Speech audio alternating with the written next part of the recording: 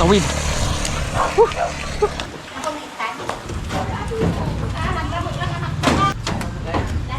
Lipat bahay na.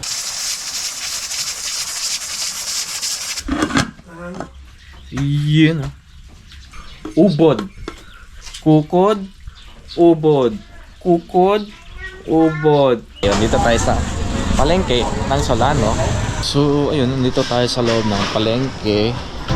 Anong oras na mga tol? Almost 8 in the morning. Napakalamig pa rin. So tara na. Ay, teka nga. Naiwan ko yung drone ko.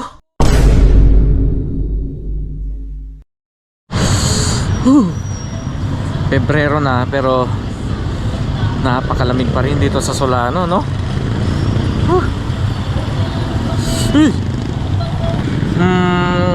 Pag-isip-isip ko, nag-iisip ako, ano kayang ulam? No? Araw-araw na problema no? Araw-araw na problema, araw-araw na ulam, pangtanghali at saka panggabi.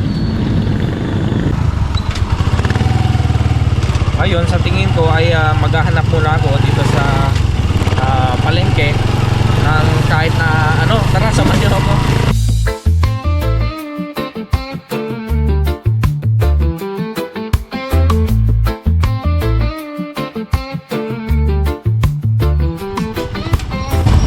So habang wala pang mga magpa-parking dito ay tayo na muna magpa-parking dito sa park na to sa may tapat ng Liza. Tara na. At matagal na nga tayong hindi nakakapag-rides, hindi nakakapamasyal. Kaya naman nitong mga susunod na araw ay lalabas tayo at mag-rides tayo, mag-unwind tayo. Pupunta tayo sa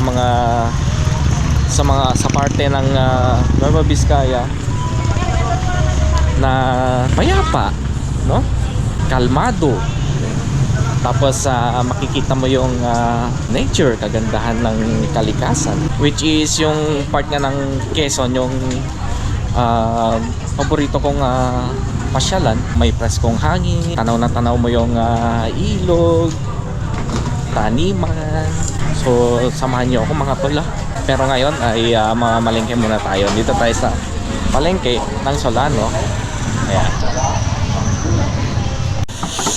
So ayun, dito tayo sa loob ng palengke, which is itong part na to ay ayan, ginagawa pa. Ayan. Oh. So hanggang dito lang. Nag-ikot-ikot ako, so malamang ay gulay ang ating bibilhin ngayon. Parang gusto ko ng talong, no? Talong. So talong. Tapos ipiprito natin, no? Ang talong. Pero mas masarap yung maliit, no? Yung maliit, yung kulay green, tapos may ayun, yung kulay green. Ayun pala. So 30 naman ang 1/4 na ito. Bili tayo. 1/4 natin.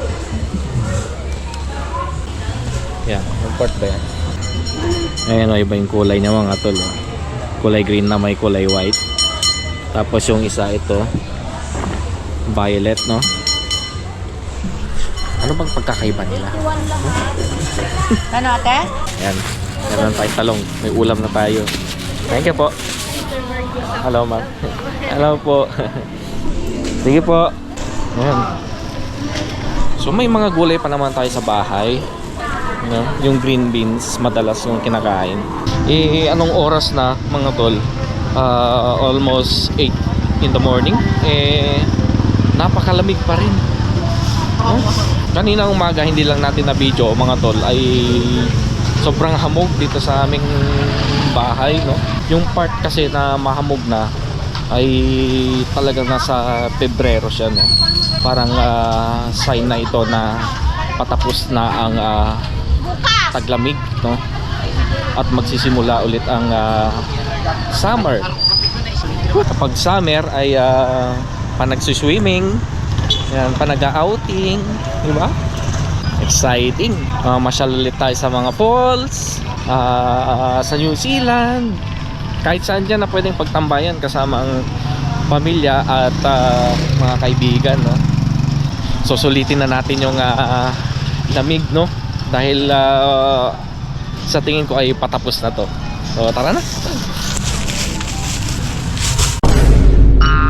Oo, tama nga. Naiwan natin ang ating drone dito sa tricycle. Sa mga oras nga na ito ay hindi pa natin napansin at naisip na naiwan nga pala talaga natin dito habang tayong namamalengke. My goodness. This is what we call kabaw, kinakabaw, or baka kakalimutin.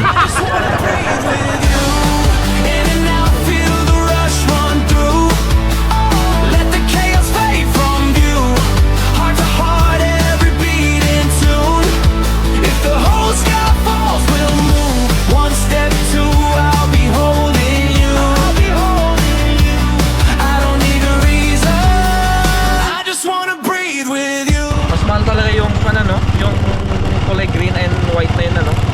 Yung mas maliit na talong kumpara dun sa purple tapos yung mahaba. Bakit kaya, no? So sagutin ko yung tanong ko based on my taste buds niya.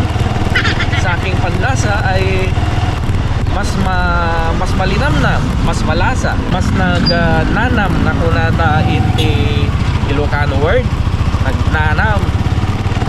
So mas malasa itong mas maliit na talong kumpara doon sa mahaba. Wala sa laki yan, mga tol, wala sa laki. Nasa performance, nasa lasa. Ito ba yan? Sasabi ko, nasa lasa. Ay, teka nga. Naiwan ko yung drone ko. Buti hindi nawala. Sign of aging na ba to?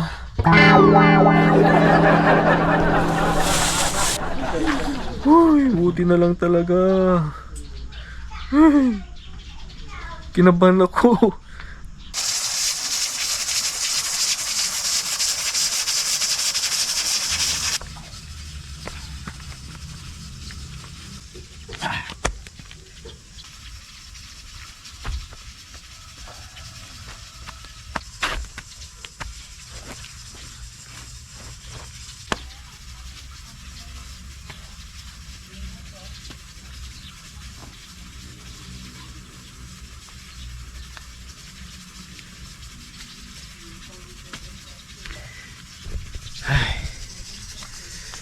Umuulan, umaambon at napakalamig ang klima dito sa aming lugar, dito sa bayan ng Solano. Ayan, oh.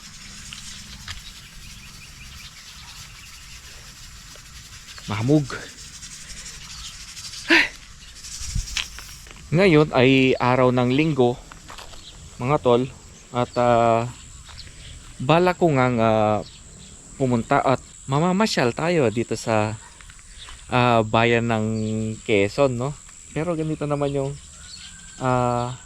panahon natin. Maambon, muulan, mahamog. Hindi tayo makakapag road trip niyan. Basa tayo, hindi tayo makakapagpalipad ng drone. Basa yung gamit natin, di ba?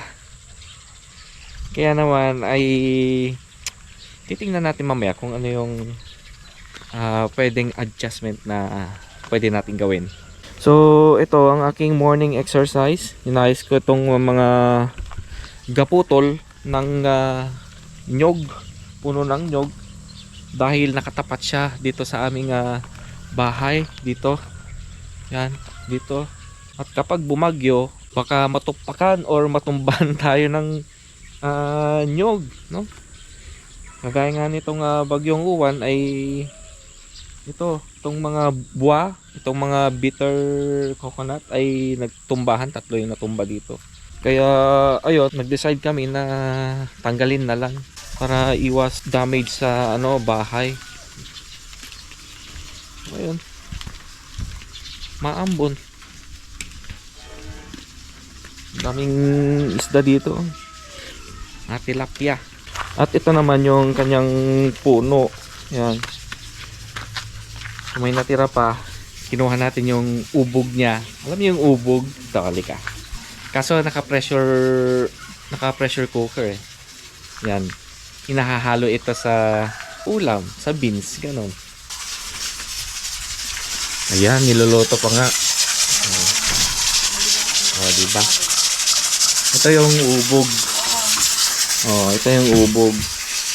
Ito yung nakuha natin dun sa pinagputulan ng nyog. Ito naman yung pata. Di ba beans yung gagawin mo dito?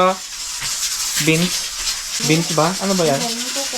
Ay, kukod. Oo pala, yung kukod. Tapos? Parang nilaga. So nilaga. Yan. So, si mama ang magluluto niyan.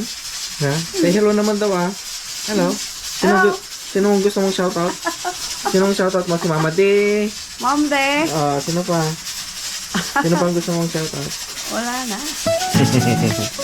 Ang pagluluto, ito yung gusto kong ginagawa kapag ganito ang panahon. Malamig, tapos umuulan, panalo talaga pag may mainit kang sabaw sa hapagkainan. Ubod. Kukod. Ubod. Kukod. Ubod. Equals yummy.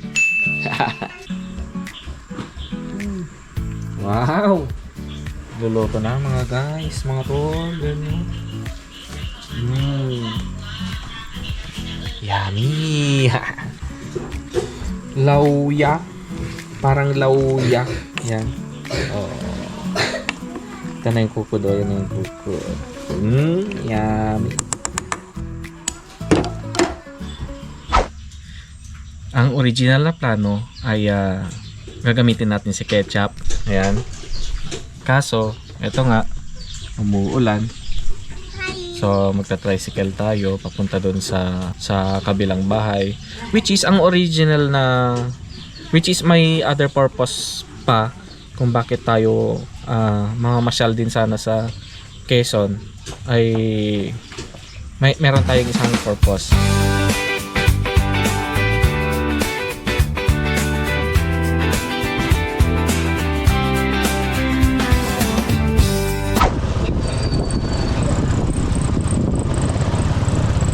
So ayan, nandito na tayo sa kabilang bahay at sasamahan natin si Carla May. Follow niyo din siya sa kanyang Facebook page. Yan, dito sa baba. Ayun, sasamahan natin siya maghakot ng kanyang gamit at iuwi na dito sa bahay nila. So ang gagamitin natin na sasakyan ay magbavan tayo, no?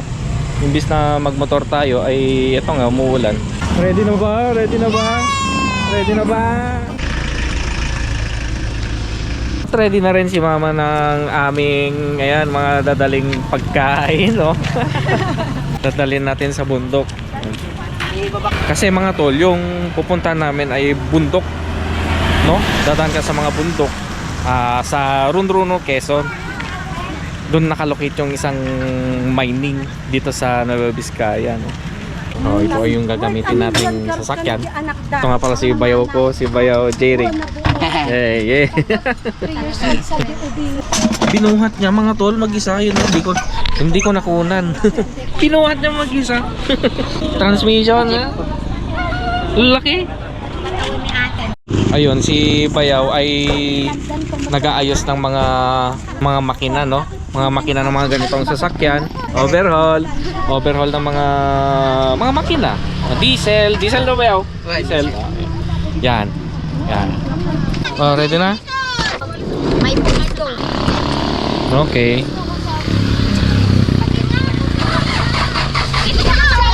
Okay, let's go. Tara na sa Runruno mga tol. Ayun, dala-dala natin itong drone natin. Kaso mga tol ay umuulan. Kaya yung makikita nyo mga singit-singit na video dito sa video natin ay yung mga kuha ko na nung isang araw. Gusto ko ikaw, oh ikaw. Sa piling mo mundo'y sumisigaw. Walang iba, ikaw lang sinta. Gusto ko ikaw, yeah.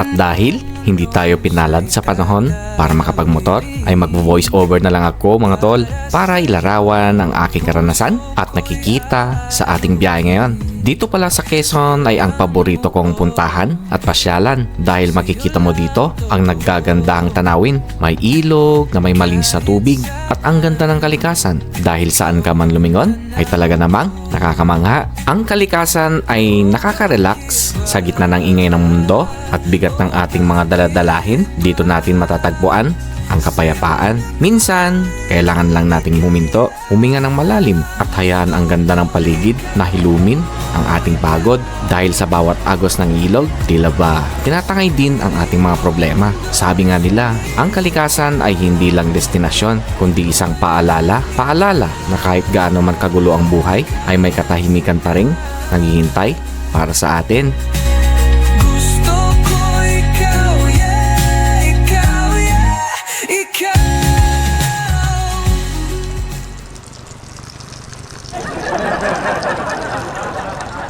Malakas pala ang ulan dito mga tol. Oh.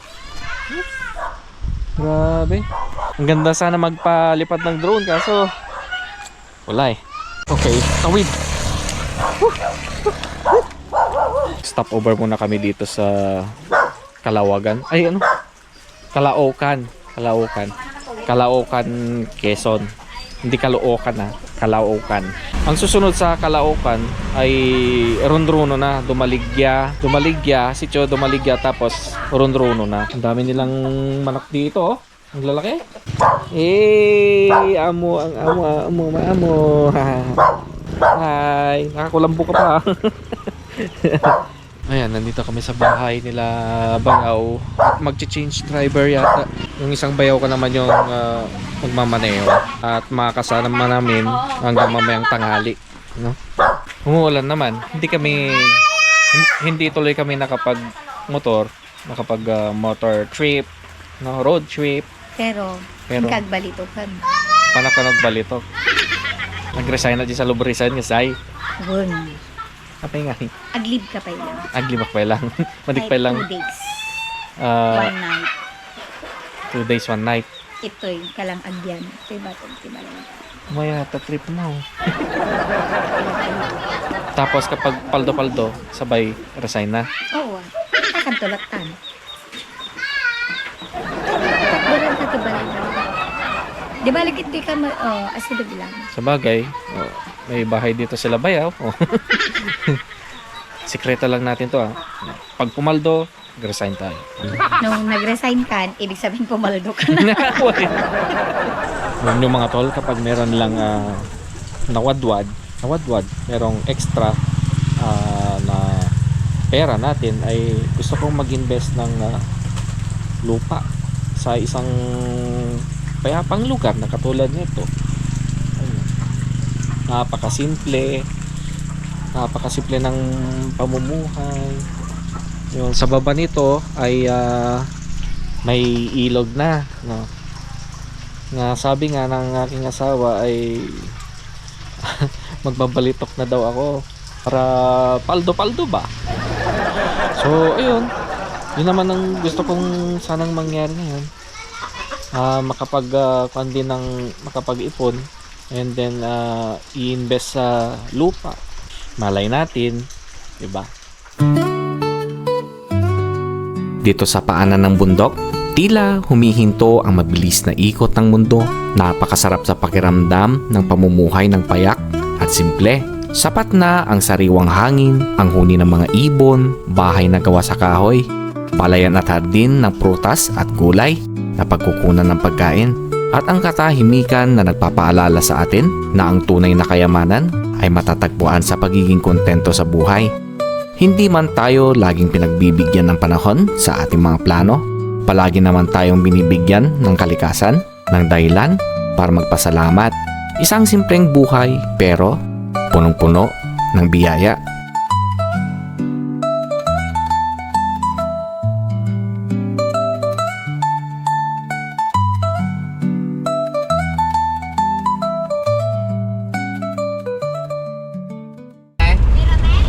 Habog ko? Habog pa. Nagpayat yun kita na kaan. Dito tayo sa Sitio Domaligya. Ito yung magandang view dito eh, no? Kapag drone shot mo.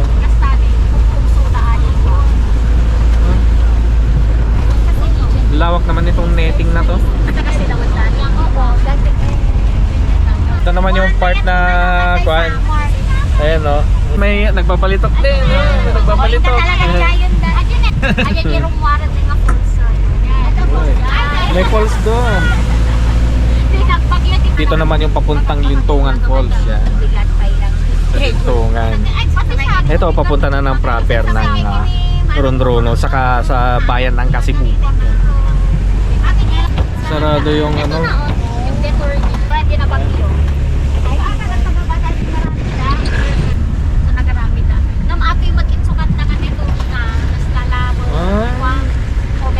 Ayun, may ginagawa palang tulay dito. Ayan. Ano yung mga rails ng ano ng tulay.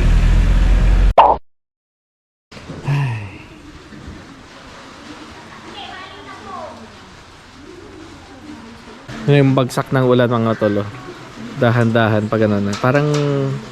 Parang unti-unti siyang bumababa. Yung maliliit lang na droplets. Ang lamig dito, ang lamig. Ang lamig. Dito naman, yung part ng isang mining dito. Maganda sana kung hindi umulan at masisilip ng drone natin. Ayun, mag-uwi ng kami ng mga gamit dito sa ewan ko kung ano to, boarding house to eh. Ayan. Ang ganda no? Ang ganda ng view niya dito kapag nandito ka sa taas. Di ba? Sa unang tingin mga tol ay parang kahoy no? Pero hindi siya kahoy mga tol. Bakal yan. Bakal. Oh, bakal. Ayan o. May welding. Ang galing naman ng gawa nito. Parang kahoy. Yung nag-paint no? Ayan o. Ito, hindi. Ito, semento na to. Semento. Ito, bakal. Ito yung pansitan dito mga tol. Dito ako nagpansit nung nag-loop tayo, Nueva Vizcaya loop tayo. Galing tayo ng Kasibu.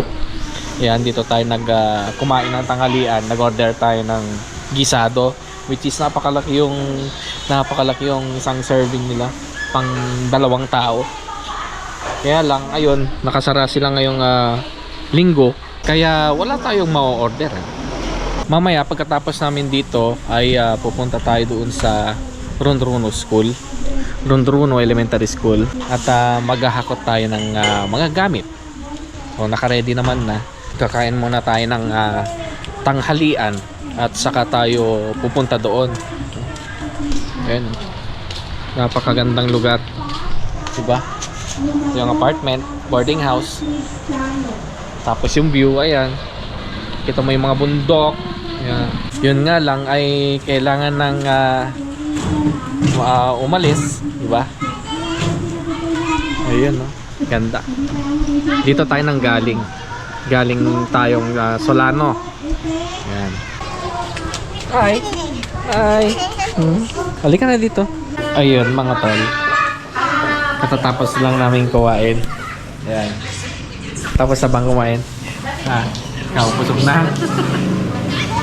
Itlog ng pato. Itlog ng pato yan. Peking duck pala. Mas makapal yung, mas dense itong itlog ng Peking duck kesa dun sa ordinaryong manok lang. No? Diba? Diba? Ito yung school dito. Rondrono Elementary School. Ang klima dito sa Rondrono ay likas talagang malamig dahil ito ay isang bulubunduking lugar na may taas na halos 335 meters above sea level. At nandito tayo ngayon sa Rondrono Elementary School. Okay. Bali, maghahakot lang din kami ng mga gamit ni Carla May dun sa kanyang dito sa Rondrono Elementary School. Yan. Ito, bakas pa rin itong nagawang pinsala ni Bagyong Uwan dito sa Rondrono. Ito yung mga pasyalan na pinta dito sa eskwelahan. Yan o, Lintungan Falls. Lintungan Falls, Lintungan Falls, at Lintungan Falls. Marami kasing falls dito sa bayan ng Quezon, mga tol. Defuncian Falls, at saka Mapalyaw Falls. Meron pa yun, yung La Presa. La Presa, Calyat. Diba? So, isa ang bayan ng Quezon sa mga paborito kong bayan dito sa probinsya naming Nueva Vizcaya. Sayang lang at talagang mulan nga. Hindi tayo nakapag extra gala, no? Saka nakapagpalipad ng drone. Yan, dito sa Ronrono. Anyway, tara. Yeah. Apo. Oo, yan ang kunin. Pretty. Talagang walang balak tumigil itong ulan. Ayan. Ay! Iwas dulas! Ay! So, dito na natin sa likod ilagay. Aray! Aray nila. Yan. Mga tol, oh, parang Christmas tree. Ano bang tawag dito? Comment down below naman. Pagdating talaga sa mga ganyan, sa mga halaman, sa mga tanim, mahina ako dyan. Hindi ko talaga hindi talaga ako naturuan dyan sa mga ganito, no? Sa mga halaman at mga tanim. Ayan, oh. Ang ganda. Ang ganda talaga nito, oh. Natural na Christmas tree. Sabitan mo lang ng Christmas light yan, Gina. At wala tayong signal ngayon. Oho. Walang SOCMED, walang Facebook, walang YouTube, kundi you and the nature. Yan. Maulan nga lang. Okay, balik na tayo sa may apartment. Ingat-ingat sa pagbaba. Oop! Oop! Bago yan ay tingin muna tayo ng mabibiling gulay. Ano bang trip mong gulay? Wala. Tingin lang. Bakit tingin lang? Bumili ka na ng gulay. Ano yan? Saging. Ayan na silang kalamansi. Pakwan. Choysom. Ano yun? To, choysom. Ano nga yan? Saan nilalagay? Gulay. Kinakain.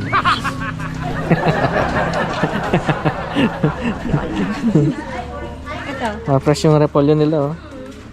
Tapos itong pechay. Pechay.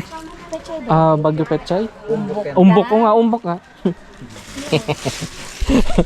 Parehas lang din yun. Yan yung hinahalo sa munggo. Munggo ba? Masarap, oo. Yan. O, bili ka na. Walang ganyan doon. Kuya, magkano yung ganito?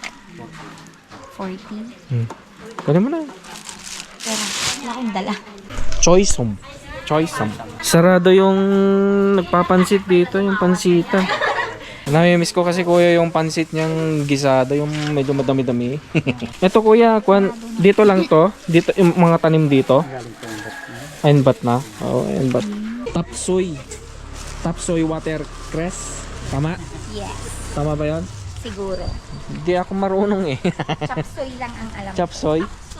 Chapsoy? Tapsoy? Ano yan? Dala mo? Ano? Kaya? Kaya. Oh, dali. Lalakas na yung ulan. Ha? Oh, biyahing Isabela na. Vizcaya to Isabela, no? Simple, ah. Bayaw. Simple. Fire. Oh, Testing. stay. Testing. Okay. Smooth. Alright.